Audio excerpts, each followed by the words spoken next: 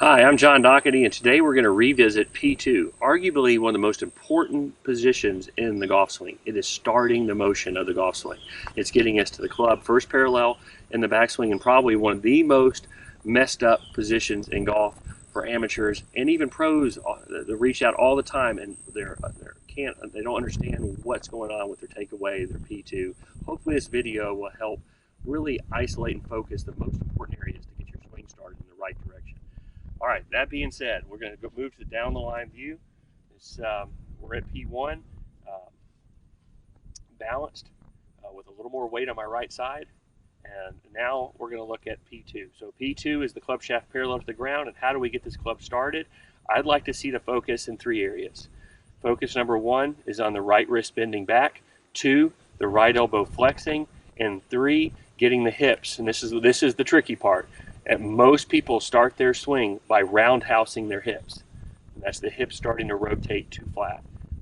The first step in this is going to be to start working this right hip high with their straightening of the right knee, a little flexing of the left knee. So there's knee action P1 to P2, but be careful that the knees are not twisting or roundhousing, and that will get that P2 inside so fast. So if I roundhouse the hips, this brings the hands in too much with the left arm too much across the chest.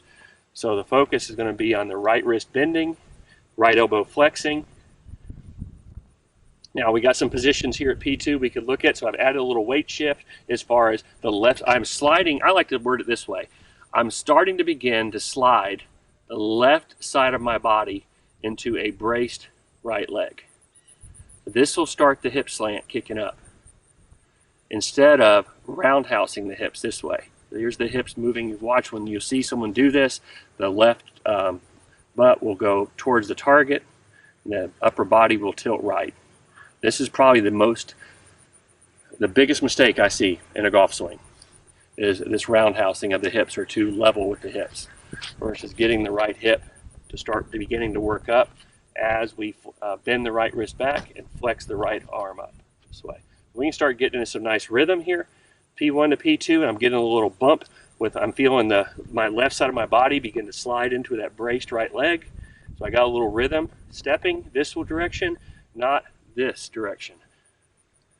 So I'm not going into shear force and rotating and spinning and flattening the hips. I'm bumping into my right inside part of my right foot by beginning to slide the left side of my body over, and as that's happening, bending back my right wrist and flexing up my right arm. Now you could say in this position, what are some of the mistakes? Well, if I didn't bend back my right wrist, now my club head is working outside the hands, my hands are going in, and this is beginning. The problem I see with this move, this P2, is it's opening the chest and putting the chest in extension too soon. So when the chest goes into extension this soon, this is going to promote lift in the P4. So if we keep the upper body down as we're bending the right wrist and moving the left side of the body beginning into that braced right leg, my chest can stay down. That's getting my hand path in properly, beginning the path of my hand path moving in. Also, bending back that right wrist is getting the sweet spot to swing in, right through the hands. And I'm going to set up a better P3 with my hand path trajectory going more to the inside versus if I do this and open my chest too soon, where do I go from here? It's going to promote a lift too much in the backswing. And it's all right. So next thing, taking the club too much to the inside. Most of the time when you see the club taken from the inside, it's going to be roundhousing the shoulders and the hips too early in the backswing.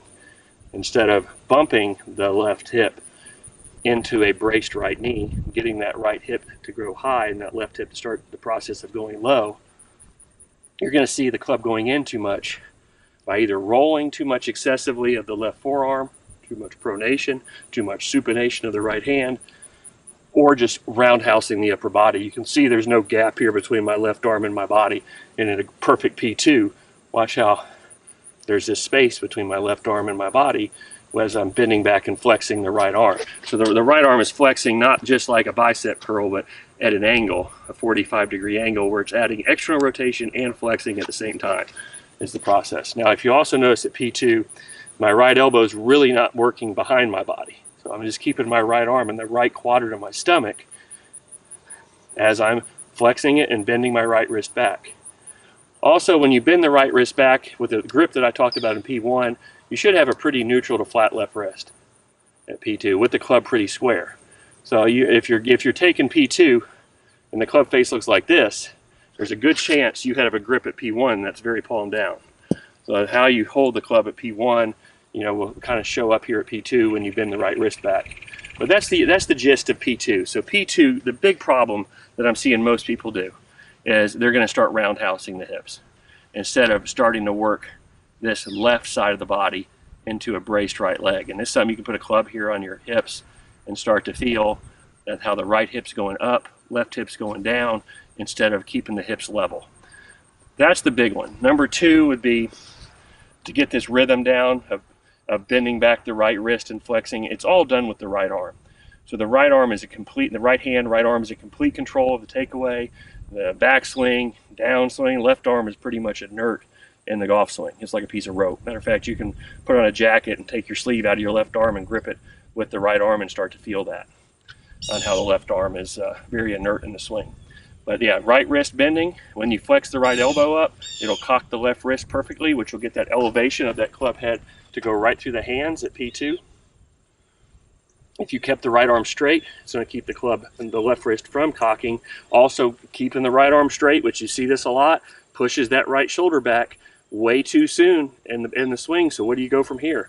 So when you see this early turn, and then you're going to get some lifting prematurely. We do want that lift to happen P3 to P4, but overturning into P2 is a problem. Probably the number one mistake is over rotation in P1 to P2. And not allowing the proper hand path to go in correctly, and then the hip action being too flat. But all right, I hope this answers some questions in the P2 to put your focus in the right direction. The focus needs to be in the right hand, right arm, and in the proper hip action to get the pressure shift correct and to start getting the slope of our swing correct. I enjoyed this video and I look forward to future videos with you. Thank you.